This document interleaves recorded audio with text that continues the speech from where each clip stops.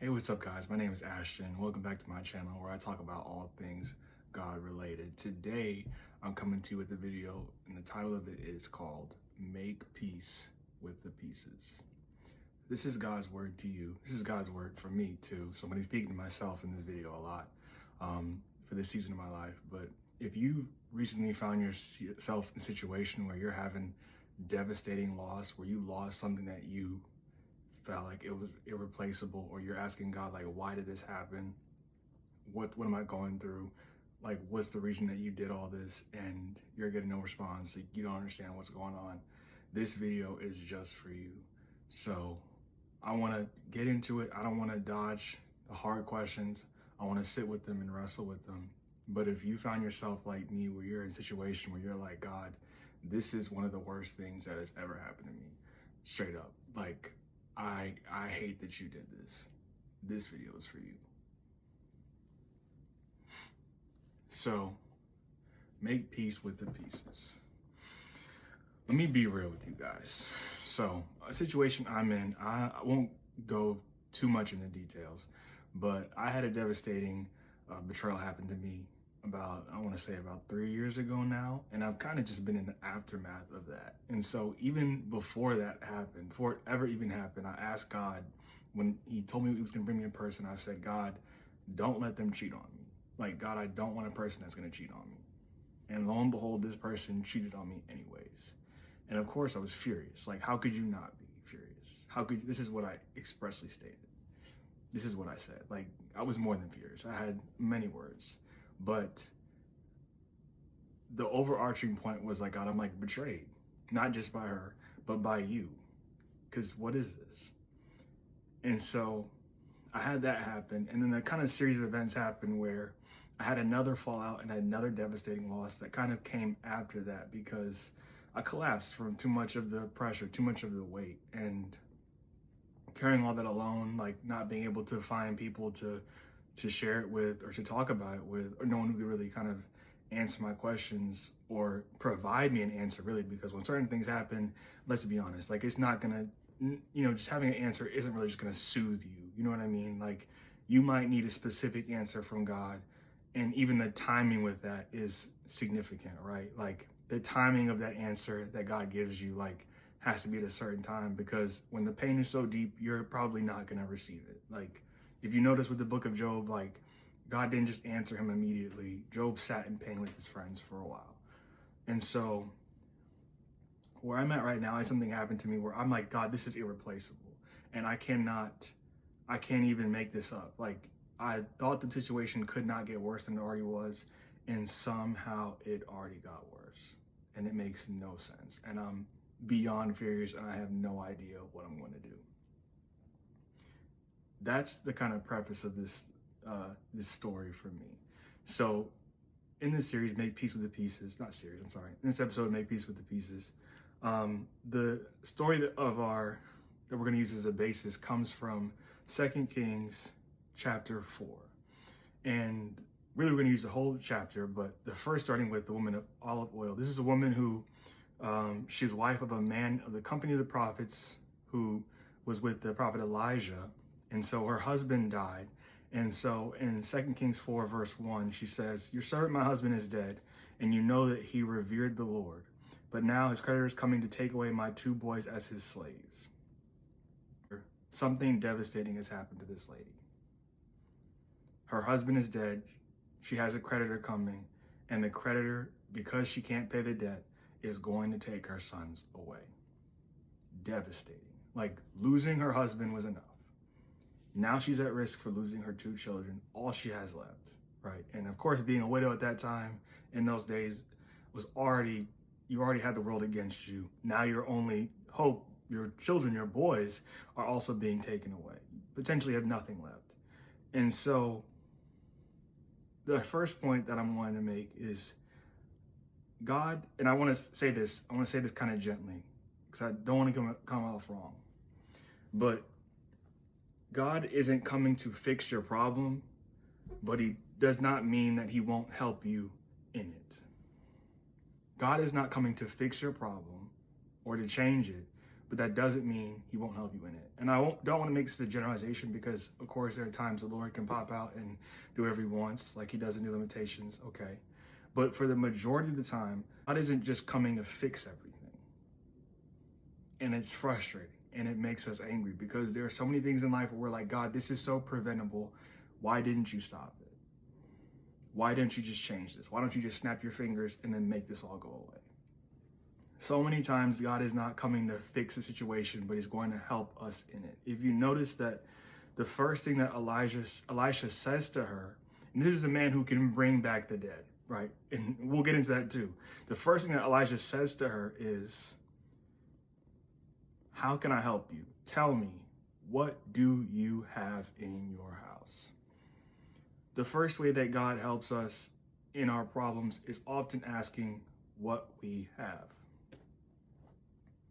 That's key.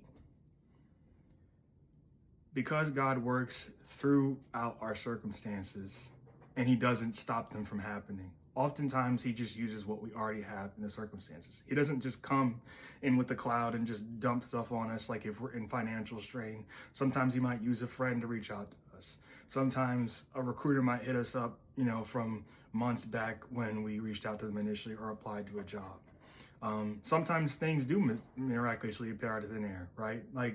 But a lot of the time, God is doing things and he's working within certain circumstances, or within things you've already established, or within friendships, or in things that are already happening in the present or in the current moment, right? So Elijah, he says, go around, ask your neighbors for empty jars. Don't just ask for a few, right? Then go inside, shut the door behind you, and you and your sons, you pour oil into all the jars. As each is filled, put one to the side.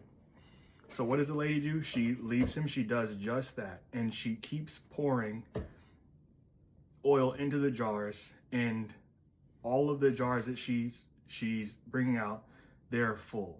And as soon as the last jar gets full, that she runs out of jars, the oil stopped flowing.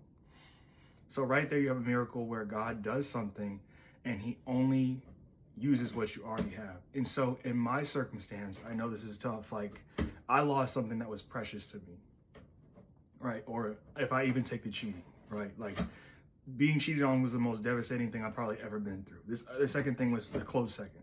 But for me, it was like, God isn't coming to make this person uncheat on me. God didn't come and stop this person from cheating on me. He allowed them to do it, right? And we sat there in the aftermath, and I had to sit there and rebuild and pick up myself, right? Or God helps me pick up myself, because it doesn't feel like it. It does not feel like it. It feels like I'm doing everything by myself, right? And pick up the pieces and heal and try to move on, right? I had to change cities. I had to look for new jobs. I had to make new friends. I had to leave a bunch of stuff behind just to try to rebuild myself and make things new. Going to the gym, going to work out, move my life forward, despite all the things that have happened. And yes, God is helpful with those processes. He's helped me get a new car, right? He helped me get a new job that I loved. He's helped me do so many things, but none of those things were coming to fix what was broken. And none of those things came in the form of him just immediately just giving me a new person. Hey, she messed up for you. You know what I mean? Here's a new wife. You know what I mean? He didn't do any of those things. So I'm still here, right? Rebuilding, single, and trying to make sure I'm preparing myself for the next person, right? If that's what he wants for me. So in the end of the story, Elisha tells the lady, go sell all the oil and pay your debts, and you and your sons can live off what's left, right? And so there's progress, right? The story isn't over for the lady, but at the same time, none of that brings her husband back. And I think I want to just sit with that a little bit, because I know for me, when I got cheated on, I was like, yo, this is over. There's nothing that is ever worse that could happen. Wasn't the truth, but at the same time, it was like, you definitely think it's the end of your story. Nothing else can ever get better. Life can't possibly get better. And so the heart of what I'm trying to say is, in the beginning, it will 1000% feel that way. And it will 1000% feel like it's the end of your story, but it's not the end. And you just have to be able to trust that. And I know even for someone like me, where to say to trust that, I trusted God and I got betrayed anyways. It's not easy for me to say, But at the same time, I do know that it does get better.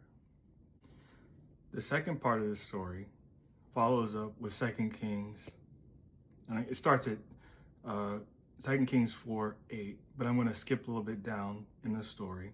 And to summarize it for you, Elijah's been staying with a lady. She's been housing him. And so Elisha's like, what can be done for her? And someone says to him, her husband is old and she has no son. And so Elijah says, call her. And he's like, by this time next year, you'll have a son. And to her, she says, no, my Lord, please don't mislead me, right? Please, what she's saying is, please don't get my hopes up. Please don't tell me something that I'm going to believe you deeply for, just so I can be let down, right? She's afraid of being discouraged. She's afraid of being disappointed. She's afraid of being let down, right? And that's a deep, dark place to be, where you are asking God, like, I don't want to get my hopes up for something because I don't want you to disappoint me. And nevertheless, Elijah says, this time next year, it's going to happen. And so it happens. The lady becomes pregnant and she gives birth to a son, just as she was told, right? And some years go by, and while the son is out working the field with the father, he says he has a headache, and the child dies. Now, the room that Elijah was staying in while he was with her, the mom takes the child and he lies the child in the bed of Elijah, in Elijah's bed in the house that he was staying at whenever he would stay with them. And so she tells her husband, we need to go talk to this man. I need to go find this man. And he's saying, like, it's not even the day that he's saying it's not even Sabbath. She says, please send me one of the servants and a donkey so I can go to the man of God and quickly return. He says, why go to him today? It's not the new moon or the Sabbath. What he's saying is, why go to him now, right? This is not the day where it's permitted to go to him. This is not the day we can go to him. Why try to bother him now? And mind you, his son has just died, right? So these are kind of like the rules and regulations that they were abiding by, right?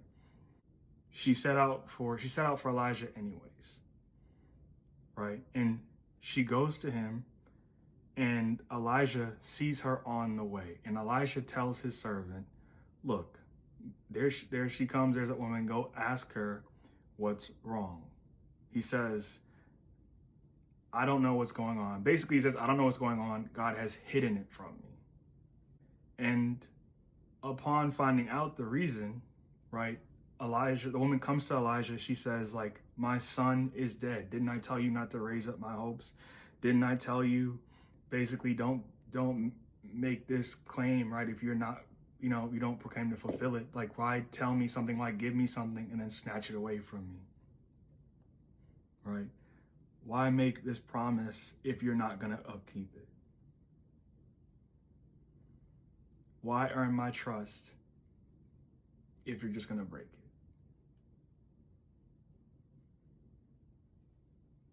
And so when she gets to Elijah, she can't help but throw herself on him, right? And this is my second point. God is active and present in suffering. Some teachings, when they talk about this verse, they say that prophets don't always have foresight of everything that's happening. Yes, that is true, that prophets don't just automatically have foresight of everything that's happening. But when it comes to God speaking with Elijah, you have to understand that, like, Elijah is saying this for a reason, right? God is withholding. God won't tell me. Let me rephrase it. God won't tell me why this is happening, right? And that's something that we all run into. I don't understand why this is going on. I don't understand why this is happening. Why is this happening to me? God, I asked you specifically not to let this happen. What are you doing? Why is this happening? Please stop it. Please undo it. Change it, fix it, make it go away, just fix it. One of the reasons that I think that God withheld this information from Elijah is because if you look right after she tells him what's going on, he tells his servant, go take my staff, lay it on the boy, and he'll come back, right? He'll come back to life. And she tells him, I'm not leaving your side, right? So the servant goes ahead of Elijah anyways, with the staff, with the intention to bring the child back to life. And then Elijah and the woman follow. But lo and behold, the attempt to bring the child back to life with the staff didn't work. And the staff is significant is because the staff is an extension of Elijah's office, of Elijah's priesthood. If you look in the Bible, there are many times where people had different objects or even clothing where they didn't have to be present physically to move the hand of God over another person or situation, right? Like people were healed by touching Jesus's robe. Moses' staff, right, turned the Nile into the blood, right? Like their clothing items and their objects were extensions of their office. And so when Elijah's servant lays the staff down on the boy's face, the staff did not work. Why did the staff not work? Because God is present in the suffering. Notice that if he would have just had the staff ahead, right, and the boy would have just got saved, it would have still created this distance, and the communication would have been, right, like, I can do this from a distance. But we don't have a God that does things from a distance. We have a God that does things with us and is intimate and personal. And the way that he saves this boy mirrors the same way that Jesus came and saved us, right? The boy wasn't saved until Elijah came in the room personally, shut the door, and lied on top of the boy, face to face, mouth to mouth, hand to hand, body to body, leg to leg, right? He got up close and personal and intimate in the place of the boy. And it mirrors the same way that Jesus saved us, right? Jesus didn't save us, or God didn't save us just by, from a distance, right? Just making us right with him. No, he came in the form of a person. He suffered what we suffered. He lived as we lived, right? He was poor, he was beaten, he was mocked, he was discarded, rejected, and betrayed. Sorry, I got a phone call. He did everything that happens to us. He wrestled with God. He was left in silence. He faced temptations. He faced tests. He faced devastating loss. If you continue to read in this chapter, Elijah lays down on the boy and breathes into him. He gets up and then he does it a second time.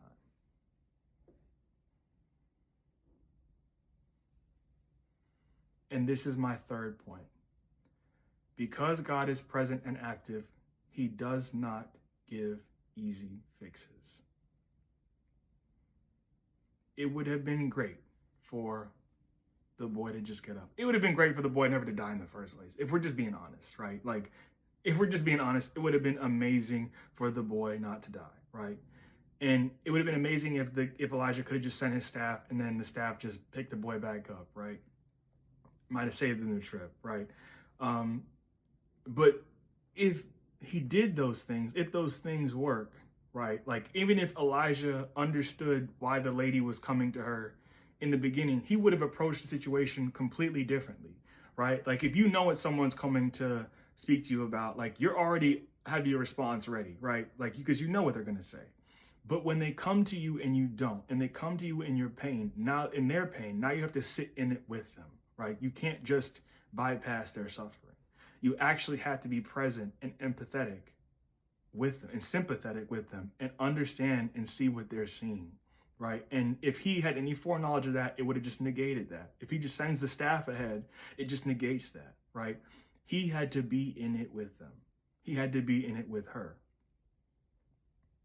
And it mirrors how we serve a God who does not stand far off, but stands deeply in our messes with us. And the message that is sent is that it's important for us to know not only that God can do different things for us, but who he is to us. and then who he is with us throughout the process. That's something that would have been negated if the staff would have just worked, or if Elisha would have just understood what was going on before the lady came, right? And even initially, when the lady asked her husband, or the husband says, "We can't go there because it's not new moon or because it's not the Sabbath," right? It's already limitations and barriers to how we interact with God. And the lady needed a fresh understanding of, I can interact with God whenever. I can go to the man of God whenever. When I have a problem, I can go to God. When I have a situation happen, I can go to God. When I have devastating crisis, when I don't have devastating crisis, I can go to God. When it's not new moon, when it's new moon, when it's the Sabbath, when it's not the Sabbath, any day of the week, 24/7, I can go to God and he can do something.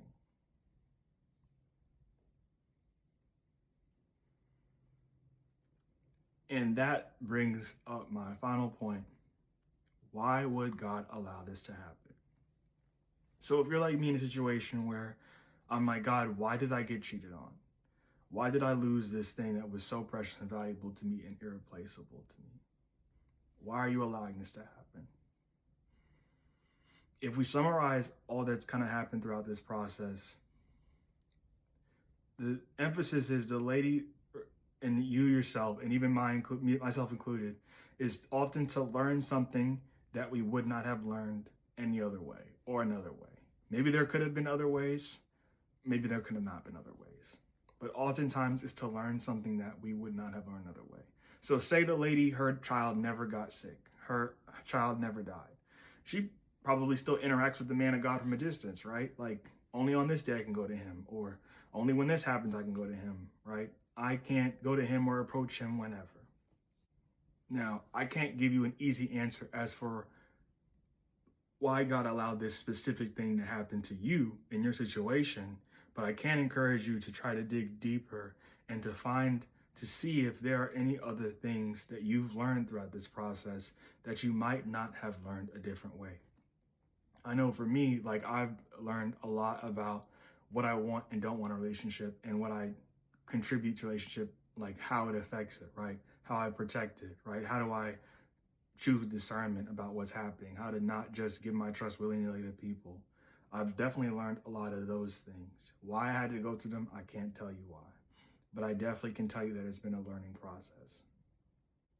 Why did I lose this other thing? I can't tell you why. But I can also say that I have learned some spiritual knowledge that I probably would not have learned a different way. And now I approach spiritual things like purity and abstinence and everything else a whole different way, or even just sin in and of itself.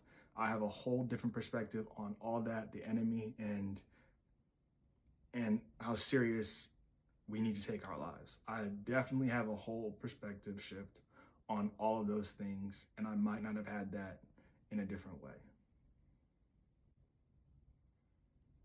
So my overarching message to you is to make peace with the pieces.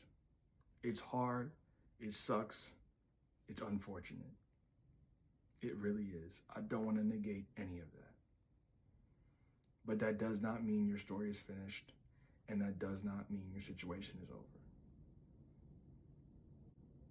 God is going to help you with the pieces you have left. I hope this encourages you.